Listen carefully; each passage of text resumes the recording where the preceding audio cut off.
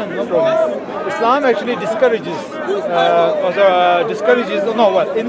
to free slaves. So in my view, it's like discouraging to have slaves, meaning encouraging you to free slaves. It's one of the righteous deeds in Islam to free a slave. Okay, do you have some hadith or something from the Quran? Quran, in the Quran, chapter 2, verse 177. Okay. That's righteousness in nutshell in Islam. Okay. What is to be righteous, and one of the deeds of freeing a slave. Okay. That's clearly. Okay. So hadith is not about Quran. Quran is telling you to free a slave. And we know many hadiths which Muhammad sallallahu even once somebody was beating his slave. His companions were beating his slave because he was angry at him. Muhammad sallallahu said, now you have to free him. Right. You shouldn't have beat him. You should be. And he said to him, you're going to end up in hellfire. You're earning a fire for you. Then he got so scared, he said, I'm freeing this slave. He's free from now.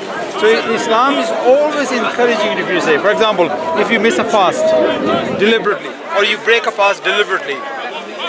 If you break a fast deliberately, one of the ways to make up for that is freeing a slave. There's so many excuses to freeing a slave in Islam. And slave. Do you want to do 2 minutes? 2 minutes? Where are they? It might just be easier. Well, we don't have to. No, we don't have to. You go on. Okay. So that was my point I was trying to make. So just quickly coming to that point, tell me if I've got this wrong. Muhammad found somebody beating a slave and said because you've beaten that slave has to be free. He didn't say that. He said I'm paraphrasing it. I think that he says something about warn about the hellfire. Okay. I'm paraphrasing. Okay. I don't remember. Then that his companion got so scared. He said, "I'm freeing him now. You are free." He got scared of that. Okay, so yes. Because he crossed the limit. He shouldn't be abusing a slave like that. And Islam slavery is not the concept like in the Western or the slavery in the recent times. Islam slavery means you feed them what you eat, you clothe them what you wear, and do not make them overwork. So let me just Islam slavery is different. May I just respond? Hadiths are full of that. Hadiths are full of that. But I wasn't prepared for that. She just caught me just like that. I can talk about it. You did agree. What did you agree on what? You agreed to talk to me. Yeah, I did. But I do not have those hadiths about me. But if you want, I can bring those hadiths next week. That Islam actually just tells you more things. But let me just. So you said that Muhammad disapproved of the beating of slaves. In a nutshell. Sorry? You said Muhammad disapproved of the beating of slaves. Correct? Roughly. Would you say that's right? Exactly. Because I'm just saying. Because that man was beating a slave, I'm not clearly saying that beating period. I'm saying that he was beating it pretty bad. Let me just respond to that point, because we have other hadith where Muhammad actually gives his tacit approval to the beating of slaves. To read this. Like you see that, yeah. What's can you give me that? Is it Sahih hadith? So this is reported Abu Dawud and Ibn Majah. Authentic. Sorry? 5.46d. Okay, and it says. What's hadith? Which book is that? Authentic. Okay, Abu, let me just read it. Abu Bakr asked him about his camel. The servant replied, I lost it yesterday. At this, Abu Bakr got angry and said to him, you had only one camel to look after, and you lost it. And he beat him. The Prophet smiled and said, look at this muhrim, Abu Bakr, what is he doing? And he kept on smiling and repeating this. So this poor slave is being beaten. What did he say? What did he say? The Prophet is just smiling. He's what was his verse? Can you repeat the verse a bit louder so everybody can hear that? He's just not intervening and saying, please don't beat the slave. No, what did he say? What was his words? Okay. Okay. The Prophet smiled and said, look at this Mukrim Abu Bakr, what is he doing? And he kept on smiling and repeating this. So he says, what is smiling he means approval. What do you think? Or when he's saying, what is he doing? It was in the disapproval. For example, somebody is beating his hand. What are you doing? And what are you doing? He's telling him what are you doing. He's not saying, oh, well done, you should be beating him. Actually, he's telling him what are you doing. Okay, so are you saying that this is ambiguous, that he could have not been... He's pointing out to him, you should know better, what are you doing? He was his companion, his best friend. So he's pointing out to him, you should know better, what are you doing? For example, come on, what are you doing? That doesn't mean I'm agreeing with you, we're just reminding you what you're doing. Abbas, may I just say though, it's not you seem like a nice fella. If you saw some you look guys... like a nice lady as well. I know. It's my opinion. The point is, right, if you saw two people being beaten up, you would try and stop it. You would look horrified. You wouldn't smile as if it's just like something to look at. It's some kind of entertainment. I just think that this does not put Muhammad in a good light. But we also have additional problems. We just have additional That is not the perfect Yeah. example. Okay. If I have a friend, my lifelong friend, who done a lot of good things for me, me too, he's a very good man, he's a very charitable man, very good man, and then I seen him beating somebody, I just remind him, what are you doing? Just for him to know that he's doing something Have we wrong. dealt with the New Testament statements that tell slaves to obey their masters even when they're cruel to you? Have we dealt with that? That's right. And the Old Testament. Have we dealt with No, that? we just In the New started. Testament. We just started. I'm just having. In the New Testament, for example, it says, "You who are slaves must." Oh, you want to take over with him? I want to take over with you. I'm just asking a quick question. If My I, very learned brother here. Sorry, Come on. just a quick question with you. Just to let you know, by the way, the New Testament says in many places, "You who are slaves must accept the authority of your masters and submit to them. Do whatever they tell you, even if they are cruel." I think if we're going to do this, we're going to time it. I think it's better that we time it. This is one Can I respond, 1 please? Peter chapter 2 verse 18. Okay. So the New Testament, Paul, let's if you just to come across cross it out. I think Paul can take over from here. Is all right? Because I'm happy to take Paul over. is here. Defend that first, don't you think? This is? I What think- is it? What is it? Is it I'm okay with wondering you? where you're getting your morals from, because your New Testament says even if you're a slave, you must obey cruel Okay. masters. Actually, I like I it. don't want to morality have this from? discussion unless we're timing know. it. Okay? Lizzie, what's the problem? Can we just time it? So do you want to It talk says about even if they are cruel. talk? So you agree that cruel masters should be obeyed if you're a slave, do you? Do you agree that cruel masters I don't want to must be continue obeyed? unless I get a chance to respond I'm and we asking you. time it. I'm asking you, And do we you time believe- it. I actually wanted to add Slave also the Old masters Testament must be says, obeyed. Old Testament also says that, isn't it? If you beat a slave, Any place. if he doesn't die, then it's okay. That's the Old Testament. Yeah, that's the Old Testament. It's the Bible as well. Yeah. So that's quite But cruel you as can well, say isn't you it? shouldn't follow the Old You Testament. can beat them I'm talking as about the far New as Testament, you don't kill which them. says something similar. So can you answer that? So It's what the do you same get your standards Okay, from? do Because you the see New what I mean? Testament standards Suddenly, dictate. two people talking over each other. This is not a good way to have discussion. he's already I said want he'll to. take over. I want He can to. take over, and I'm willing. I'm willing. Is he okay? Yeah. Okay. Can we do More this 2 minutes? 2 minutes. What are we doing? So what's the debate So about? it's about slavery. Right. Okay. But shall I start? Wait, hang on. Can we have a 2 time minutes. please? Who's going to time?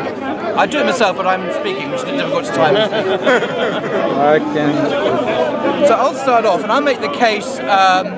2 points really about 2 minutes, yeah? Christian hypocrisy and the real teaching of Islam. Okay, are you ready? Yes, Right. start.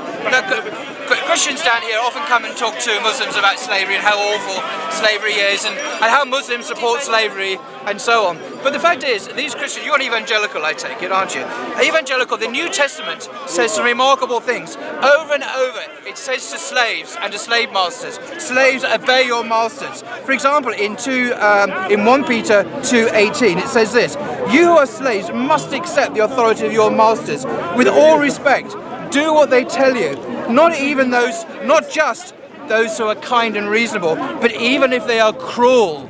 Even if they are cruel. So the New Testament tells slaves to submit to their slave owners. It doesn't say slave owners free your slaves. It doesn't say freedom. It says slaves must submit even to the cruelest of masters, presumably who beat and torture their slaves. The New Testament nowhere says they should be freed. It says they should obey their masters. So what are your morals? My question to Christians is, where do you get your morals from? Do you get it from the New Testament? They don't. They get their morality from somewhere else. Basically from the secular Western mores, liberal values. Who are they? But sorry? Who are they? They are the Christians down here. So I would say they're not really arguing as Christians, but as secular humanists who throw their own Bible under the bus because they're embarrassed by it. Over and over, the Bible says that that slaves are owned by their masters, should be obey them, that slaves are not to be free. It doesn't say that in the New Testament anywhere. So my charge is of secularism on the Christians, that they do not follow their Bible, they throw it under the bus, and then they have the temerity and the hypocrisy to criticize Muslims. And I'm saying that is a false prospectus. So that's my argument. Over to you. Okay, so we started this topic about slavery, and Paul has gone straight in there to the passage of 1 Peter 2 about submitting. Basically, slaves submit to your masters with all respect. But I think what Paul is using this example for is he's talking about Christians in general bearing up against unjust suffering. For it is commendable if a man bears up under the pain of unjust suffering because he is conscious of God. So in a way this is making the point that it's a little bit like what Jesus was saying with turn the other cheek and loving your enemies, okay? So I don't think, and also don't forget that actually what is meant by slave in the New Testament is probably more akin to what servant is today. People weren't slaves in the sense of, you think of the transatlantic slavery where they had absolutely no rights at all. It just meant that they were kind of bound to a family. In fact, in the King James Version of the Bible, they don't translate slave in the same way that the NIV and the ESV translates the Hebrew word as slave. They translate it the majority of the times they translate it as servant. And even doctors and lawyers and writers in one sense could be slaves in that they were in the service, they were in the economic service of another family. But I'd like to just come back to the original premise, I guess, of this argument, which is slavery in Islam and Christianity. And I just want to come back to the real basics, really, and ask a very simple question. So we know that Muhammad traded and owned slaves. He owned 26 male slaves and 10 female slaves, possibly more, but the 10 are the ones that we know that are named. He sanctioned the taking of women as sex slaves. There's this phrase all the way throughout the Quran called "Those who your right hand possess." I'd like Paul you to tell me, what do you think of this particular phrase? How do you justify those who your right hand possess? This is the thing. I think Lizzie is dealing in classic Christian spin. It's not really Christian, it's secular humanist spin. The Greek word that's translated as slavery is doulos. Go and look it up in a dictionary, D-O-U-L-U-S, and it means slaves. It doesn't mean like a butler or a maid, like she's trying to spin it. It means a slave. And Roman slaves had the most awful time. The masses of slaves, they worked down the mines, they were treated brutally. And do not forget what the New Testament repeatedly says, and I repeat it again. Slaves, obey, submit to your masters, not only to those who are good and considerate, but also those who are cruel. Now, this is a terrible thing to say to another human being if they're in servitude and suffering. Do you really think you would counsel your brother and sister who's a Christian to submit to a cruel master? I think that's a terrible thing for you to suggest. Now, as regards authority in general, this is what the New Testament says about, see, the Roman Empire was built on slavery, the most appalling slavery, and this is what Paul in Romans says, and this applies to all systems throughout the world. Paul says in Romans chapter 13, let every person be subject to the governing authorities. Now note that Paul wrote this when Nero, that hideous Roman emperor, was Caesar. He wrote this when Caesar was emperor in Rome. Let every person be subject to the governing authorities, for there is no authority except from God. So Nero's rulership comes from God. And those authorities that exist have been instituted by God. Therefore, whoever resists this authority resists what God has appointed, and those who resist will incur judgment. So basically, this is Paul is saying to people, slaves, your situation, your position is instituted by God. And if you resist slavery, you are going against what God has instituted. And this is a terrible outlook to have on life. So before you start criticizing other religions, you need to get your house in order, my dear. Why can't you talk about... Isn't it fascinating that I actually asked Paul, I said, now please can you respond to what the Quran says about this phrase, those whom your right hand possesses. And actually Paul didn't mention that not even once. He actually has gone straight back to the Bible. I actually answered his questions about this particular verse, and I've asked him, because don't forget that Muhammad is the example for Muslims for all mankind. Muhammad owned slaves, he traded slaves, he took sex slaves, and according to the Quran's own logic, what Muhammad did 1400 years ago is acceptable 1400 years ago, it's acceptable today, and it's acceptable in 100 years' time. So actually, taking sex slaves is even permitted. And now let's go back and let's see what the Quran actually says on this. Let's look at Surah 4:24. Okay, this is Muhammad speaking to people. He says, and prohibited to you, he's talking to men. Note that, he's not talking to women, he's just talking to the men. prohibited to you are married women, except those married women. So you're not allowed to have sex with women who are married, apart from, except those who your right hand possess. Okay, this is the degree of honor upon you. Okay, and then let's go to Surah 33:50. O Prophet, we have made lawful to you your wives whom you have given their due compensation, and those your right hand possesses, from what Allah has returned to you of captives. These are women who are taken captive for the purposes of sexual gratification of their captors. Okay?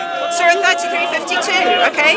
Not lawful to you, O Muhammad, are women after this for you to exchange from other wives, even if their beauty were to please you, except what your right hand possesses. So you can have, you're not allowed to exchange your wives for other wives, but with your right hand possessors, you can basically do what you like. Paul, you didn't respond to that last time. I would really like it if you respond to it now, because you have taken the liberty that you have at Speaker's Corner to criticise my religion, and I have the liberty to criticise yours, and we respond to each other. Please, can you respond? To be fair, you criticising our religion, you're right, but still, anyway. Can you debate with me? Right, to continue. The reason I will get on to this in a second, but I'm not going to let you get off the hook so easily, because my charge to you in my first opening statement, which you've ignored, is one of hypocrisy. And I asked you where you get your moral standards from. Let me tell you a little story. When de Klerk was president of South Africa, president of apartheid South Africa, he had a meeting with Nelson Mandela. Nelson Mandela was brought from prison, the freedom fighter. He was brought to the Christian who was the head of South Africa, de Klerk. And de Klerk said, what right do you have, Nelson Mandela, to resist and fight apartheid? And do you know what de Klerk said? He quoted Paul. This is what you can look at, you can check this out. De Klerk said this to Nelson Mandela: let every person, Nelson Mandela, be subject to the governing authorities, for there is no authority except from God, and those authorities that exist have been instituted by God. Therefore, whoever resists authority resists what God has appointed, and whoever resists will incur judgment. Now, de Klerk was telling Nelson Mandela to submit to the ruling authorities, because Nelson Mandela was right, because he had God on his side, and he used the Bible to justify apartheid. And he had a point, because over and over again in the New Testament endorses and upholds slavery. So when this lady comes along, not from biblical principles, not using the Bible, but using secular, Western, liberal values to criticize Islam, she is practicing a deceit. She's practicing a lie, because she's not really a Christian when she argues that. She's coming at it as a Guardian reader, or a Daily Mail reader, or a BBC watcher. All those values are from there. They're not from her sacred text, which she throws under the bus because she never quotes from it. So I come back to you. When it says, do you condemn the Bible for saying to people who are cruelly oppressed by their slave owners, do you say to them to submit to their slaves or not? Or do you say, find freedom? What do you say? Right, notice again that Paul has not talked at all about Islam. Because you've not addressed my first point. I made the opening point. You have failed to address it. Correct. Okay. Secondly, also Paul himself is displaying a degree of hypocrisy here, because he says he's outraged by the very idea that God has appointed authorities and there's no authorities that God hasn't established, when actually he, as a Muslim, believes in Sharia, believes that the only form of legitimate authority is God's authority, the Sharia law. So he cannot really put that charge against me, because it comes straight back to him. Now, you can address the charge. So he's still having. I would like Paul to. I don't know why he is so keen to not talk about this issue of sex slavery in Islam. Those who are right hand possessed, he doesn't want to touch it at all. I don't blame it, because it's so abhorrent. It's so morally abhorrent. I'm now going to terminate this, because I feel. Don't run away, Paul. And now he's running away. He's running away because he doesn't like this subject matter. But let me just finish. If Paul's going to walk away, he said, let's talk about how slaves should be captured. Actually, the New Testament does say that it says that slaves should try and get their freedom. Christians weren't in a position, they were too weak, they were persecuted.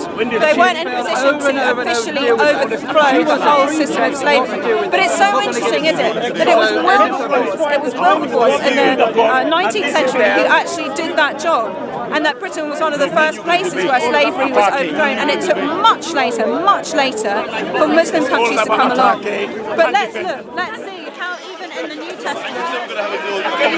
Let's see how even in the New Testament what Paul says on the issue of slavery. Let's go to 1 Corinthians 7.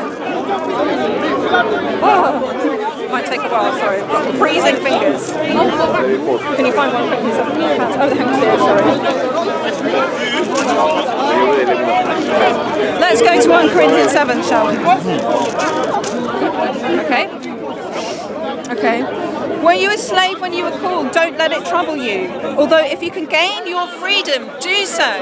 That's what Paul says. If you can gain your freedom, do so. He says, don't let it trouble you, because actually, what the Bible teaches is that the kind of slavery that all of us are in is far more troubling than our kind of work social situation. The Bible talks about us being slaves to sin, and that actually we need to be set free from that through the Son of God, and also in Philemon, Paul writes to Philemon saying, basically begging that he should be sent home Onesimus should be sent back to him as a beloved brother and no longer as a slave.